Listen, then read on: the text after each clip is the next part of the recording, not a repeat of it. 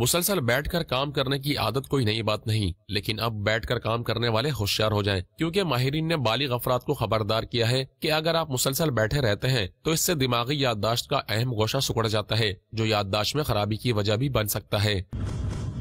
خبر رسائی ادارے میں شائع ہونے والی ایک رپورٹ کے مطابق ماہرین نے کہا ہے کہ مسلسل بیٹھے رہنے کی عادت دماغ کے ایک گوشے میڈیل ٹیمپورل لوب کو سکیڑ دیتی ہے۔ یہ وہ مقام ہے جہاں آپ کی نئی معلومات اور یادیں تشکیل پاتی ہیں۔ یہ تبدیلی درمیانی عمر اور بزرگ افراد میں ڈیمنشیا اور اکتسابی صلاحیت میں کمی کا پیش خیمہ ثابت ہو سکتی ہے۔